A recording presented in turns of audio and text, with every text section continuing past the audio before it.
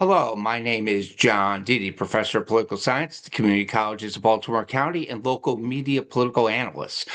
Welcome to the Maryland State Politics and Government podcast on Substack. Today, I'm talking with Karson Kamenetz, candidate for Baltimore County Council for the 4th District. Welcome aboard. Thanks for having me, John. I am a longtime reader and listener of your Substack. You do some good work. I appreciate that. My first question is, why are you running? Yeah, so I'm running because, first of all, I love Baltimore County. I call myself a son of Baltimore County because I really grew up in this political environment. And I got to tell you, I'm tired of watching working families, young people, seniors, people that have lived here for, often their whole lives, feel like they have to leave to build a successful life either for themselves or for their grandkids. I want a county government that is practical, predictable, and present, focusing on lowering the cost of living, helping people find housing that they can actually afford, housing affordable for working families, protecting our green spaces, and delivering strong constituent services that you can actually feel in your day-to-day life. And, actually, most importantly, I'm running because I've seen what happens when leadership listens. And I've also seen when it doesn't. I want to be the kind of council member that shows up and answers the phone and is willing to roll up their sleeves and get things done. That's great. One of the things you touched on was the housing problem. And right now, part of the housing problem is location, location, location, as they say in real estate. Also, the cost of housing is extremely unaffordable for a lot of people. What are your thoughts and your plans to deal with the housing problem in Baltimore County? Yeah, I mean, housing is the cost of living issue in Baltimore County. And my goal is simple. We have to make it easier to live here, especially for young people and working families, without sacrificing the character and green spaces that really form this county's identity and make it home to so many people. And that's not easy because we have the URDL, the urban-rural demarcation line, that limits growth to within about 1/3 of the county's landmass. So step one is looking within that URDL and figuring out, hey, where along Reisterstown Road, where along Liberty Road are there, blight? Where is the blight? Where are the empty storefronts, the vacant housing that we can redevelop and then infill? How can we generate tax revenue by doing that? We have to reconcile with those three things: the URDL, the need for housing, and the need for tax revenue. So that means smart growth, and it means inside the URDL. More homes where we have the infrastructure to support it. More options like townhomes and apartments near jobs and transit to create a real housing ladder that folks can rely on when they move to live in this county or graduate college in this county and figure out where they want to live. We need more options. And also, aside that, I'm a huge accountability guy. I think if we don't have a radical accountability measure, if people aren't holding their elected officials accountable to what they're saying, to what I'm saying to you, then we're not going to get any of it. But we need real accountability in this way, so we aren't just approving projects without the schools, roads, and public safety to support it. You bring up a good thing about accountability. And the one thing I remember from my New York politics days is I knew of a legislator who was a piece of garbage in the legislature, but he had one thing going for him and why he always got reelected. It was accountability because he always answered the phone. He always had a 24-hour policy in the office of calling people back or sending out letters. How would you make yourself accountable? Would it be through that stuff, town halls? What is the Karson Kamenetz plan for being accountable to your constituents? Yeah, it's three things. It's fast response, it's follow through, and it's a public dashboard style approach. What we're working on, what's stuck, and who's responsible. Accountability to me, and I think you hit it right on the head, it means people shouldn't have to beg their government for answers. So as council member, as the Karson accountability measure, I'm going to be reachable. You're going to have my personal cell phone number on all the business cards I hand out through this campaign, but also when I'm in office, you're going to be able to reach my office and know that you'll be getting a human on the other end of that line. It also means clear timelines for constituent cases. If somebody sends in a request for a pothole or a downed street lamp, they don't just want to hear in review for months on end. They want to hear when they can expect it to be fixed. So that also means regular updates on what's going on and a standard that if we make a promise, if I make a promise on schools, on roads, on housing, on safety, we show the receipts. I give out my number because I want people to know I'm not hiding. And with those receipts as well, with evidence saying, hey, this is how we're getting this done along the timeline, people are going to be more comfortable in county government and more likely to reach out in the first place, which is the goal. My next question centers on something that's going to stand out during your campaign. One of the biggest problems in the Democratic Party that people talk about is some of them are just too damn old. But some people would say you're a little too damn young. You're 24 years old. I'm all in favor of people running. Youth and experience. Youth is very helpful. Experience is very helpful. The right mix. What would you say to the people who would say there seems to be a lot there? Karson seems like a great guy, but boy, he's young. Yeah, I'm young, and I'm going to tell you, I see it as an advantage because I'm young, but I'm not at all new. I've had a license to get into the county courthouse since I was old enough for them to grant it to me. Uh, and I'm also living the problems a lot of people are talking about, whether it comes to rent or student debt or first jobs, or whether you can afford to stay in the community you grew up in. Because right now we invest over $3 billion a year into our students through BCPS, and that is fantastic. But the problem is that return on investment that we expect so often occurs in neighboring jurisdictions. People older than me, people much older than me especially, aren't going to understand what attracts young people and working families to stay after receiving that investment. And I got to tell you, John, what really matters isn't age, it's judgment. It's work ethic. And I'm running to bring that energy, accessibility, and that fresh perspective. And I'll pair that with listening. Because if you don't listen first, your actions aren't justified. And, I tell everybody, I will learn quickly and I will surround myself with experts. And I'll be the kind of leader that's reachable and prepared, regardless of my age. And again, I'm not new. I've worked in Annapolis. I've worked in Towson. I grew up with this. It's a unique advantage that I think I have being young. My next question touched on this a little bit regarding Baltimore County Public Schools. One of the big financial albatrosses that's going to hit you if you're elected is financing the blueprint. It is a big financial problem. It's going to hit all the jurisdictions. What advice would you give Governor Moore and legislators to say to counties, are we going to deal with it? Does it need to be slowed down? Does there need to be additional revenues created to help finance it? What are your thoughts regarding the blueprint? Yeah, I think the blueprint is really an aspirational type of legislation. It, of course, was passed, and we've seen substantial improvement in a lot of the Title I schools that the blueprint has had its fingers on the past couple of years. But I totally understand when folks are saying, hey, my kid's school isn't necessarily better, or my son says that his school hasn't been improved substantially to justify that investment. And when we have a federal government that is threatening funding to states and counties that they disagree with, and the state that is dealing with a tough budget that is likely to push more responsibility, as you just said, onto individual counties, we have to take a real step back and figure out what are we doing with our county tax revenue? What are we doing with our money? And absolutely, strong public schools are the foundation of everything. And the blueprint is a long-term, multi-year investment into that foundation. And the 5 pillars is built around, early childhood, high-quality teachers, career readiness.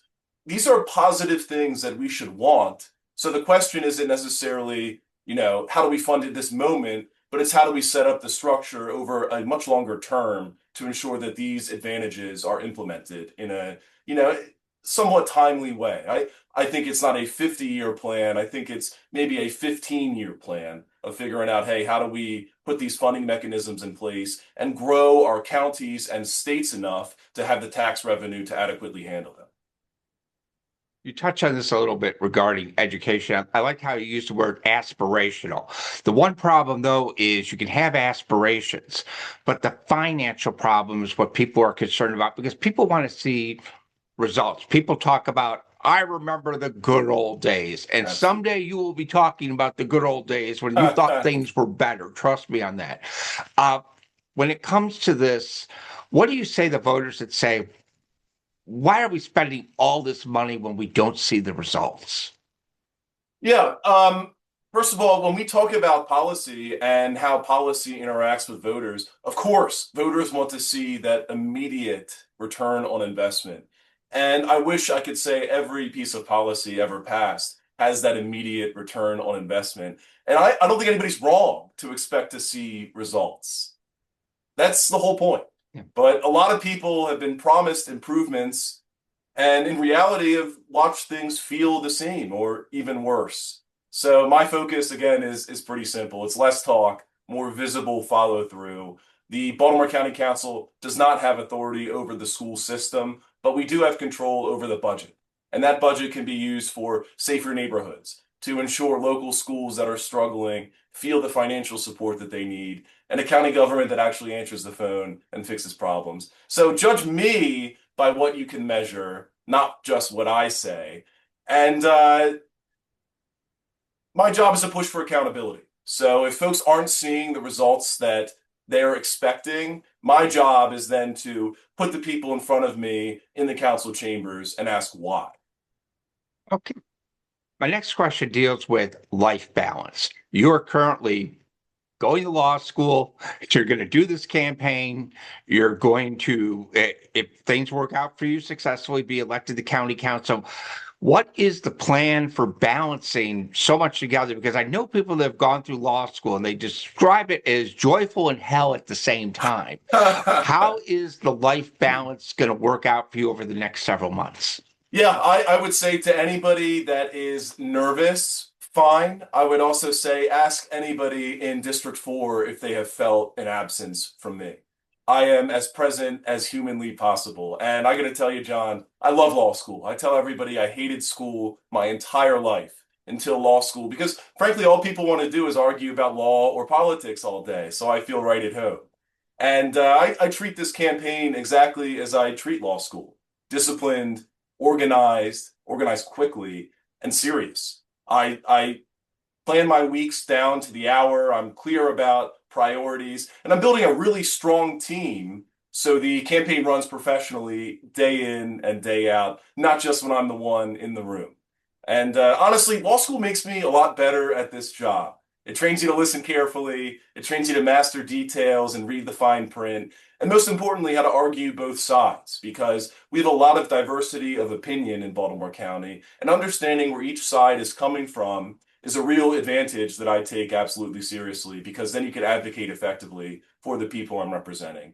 And, I feel very fortunate that I get to do two things that I'm so passionate about at the same time: learn law and run for office and then hopefully serve. Because that's what I love. I'm obsessed with this. And time management becomes much easier when you're having fun. One issue that's going to come up and you're going to have to deal with if elected to county council, and it's come up a lot lately, is the role of ICE in Baltimore County. Where do you see their role? What would you like to see done? There's been legislation proposed in dealing with a lot of stuff. What is your policy related to ICE and Baltimore County? Yeah, I fully support my father's MOU or sorry, his executive order that he passed in 2017 that said explicitly, hey, we're not going to use local resources to help fund ICE activities, especially when they're occurring on schools, when they're occurring on county property. Because at the end of the day, if county residents are afraid of ICE interfering in their lives one way or another, they're going to negatively impact public safety because they're not going to feel comfortable reporting a crime or testifying as a witness. They're not going to feel comfortable sending their children to schools. They're not going to feel comfortable doing all of these things that we, as non-immigrant white men, feel so comfortable doing because that's not something that we have to worry about. So I'll tell you, right now I support Izzy Patoka's establishment and codifying of the Office of Immigration into county law because we have a increasingly large immigrant population and we should be sticking our neck out for them just as they do for us. Okay. What I want to ask about this is related to local politics in a lot of ways. And one of my favorite words, gerrymandering. Redistricting in Baltimore County has got a lot of controversy recently. What they propose to do, they're expanding council to 9 districts, which I think is a good idea. What do you think of what they have done with the redistricting program? Would you like to have seen something different? Would you like to see something different down the road as far as that? Because at first they had a commission. And then all of a sudden, the commission, we don't like how they drew, so we're going to fix that problem. What are your thoughts on redistricting in Baltimore County and redistricting in general? Yeah, a former council member in Baltimore County told me once the worst of a politician is exposed during redistricting. And while I can't necessarily say we have seen the worst of all of our elected officials through that process, I can say that the public has not felt like the council has attuned to their interests. And that's a problem because that's the job of the council. So when we're talking about this expansion from 7 to 9, I think priority number one is making each district representative of the Baltimore County at large. And we haven't gotten that. We have 5 safe Democratic councilmanic districts, while we have 4 safe Republican councilmanic districts. That 5-4 split is in no way representative of the over 2-1 Democrat-Republican registration in this county. We have done away with redistricting based on who lives where, and we've really said, hey, we're going to expand to 9, and we might give up a lot to do so. So it's really a personal question. Is it worth sacrificing a more realistic partisan split for this expansion from 7 to 9?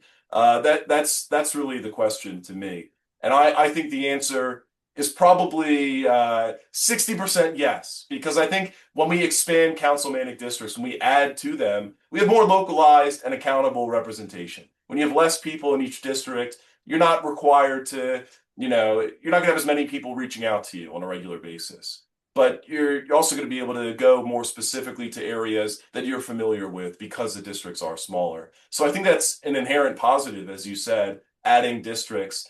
And frankly, adding 2, a lot of people, myself included, think, hey, maybe it should have been 4. But that's a different conversation.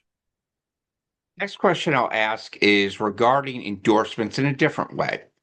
There is an open county executive race going on. There's also an open county state's attorney's race going on.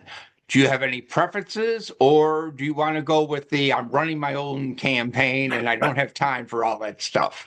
Yeah, I'm running my own campaign and I don't have time for all that stuff, John. I think the truth of the matter is I am running in District 4, and there's a lot of diversity of opinion again in my district, especially. It's a very diverse district, racially, but also ethnically. And because of that, I could be in a given room anytime with folks that strongly prefer one candidate over another. And, you know, including myself into that divisiveness of a separate campaign isn't beneficial to me, to be perfectly honest with you. And also, I haven't necessarily felt like a single councilman or county executive candidate has fully stepped up to the plate. I think there are a lot of issues that residents feel aren't being addressed in each of those campaigns. So until I see something that says, hey, Karson, this guy is the real deal, this person will be the best person to represent Baltimore County, then I'll weigh in. But until then, I'm not touching it. Last question I'll ask is related to economic growth in this sense. One of the big economic engines in Baltimore County is CCBC, the Community Colleges of Baltimore County. They do a lot of stuff, not just with making sure people pass English, math, and political science, but also training truck drivers and a variety of other skills. What would be your financial commitment, interest, etc., in the growth of CCBC? So I spoke earlier about how we invest $3 billion into our public school system. And too often those kids, once they graduate high school, either don't take advantage of what we have in Baltimore County from a workforce pipeline standpoint, but also aren't necessarily aware that community college is, first of all, separate from Stevenson or Towson, but has, as you said, so many different avenues to so many different workforce pipelines in and of itself. I think when we talk about return on investment, as is a recurring theme throughout my campaign, community colleges are one of the best returns on investment moves that we can make. They're the bridge between a high schooler and a good career, whether it's nursing, as you said, truck driving, skilled trades, IT, public safety, or even transferring to one of our four-year universities. My focus is making sure people can actually access them, that they can sign up to join a community college after high school. That means affordable tuition. It means strong career pathways. It means partnerships with Baltimore County employers and unions, because businesses and unions go where talent is anchored. And boy, do we have talent anchored in Baltimore County? We have an incredible community college system that needs to be continuously reinvested in and supported in because of the financial outcomes that it brings to Baltimore County, because of the tax revenue that it brings as return on investment in Baltimore County. And, a certificate leads to a real job. And we're past the days of a four-year university being a prerequisite to success in this country, in this state, in this county. So we have to be serious about long-term investment in CCBC, because that is one of the easiest things to point to and say, this is that direct return on that investment. Okay, fantastic. I want to thank you again for the time you took today to do this interview, and good luck on the campaign trail. Thank you very much. Anyone to follow me, I'm at carsonforthecounty.com. Karson with a K for the county.com. Look forward to hearing from you.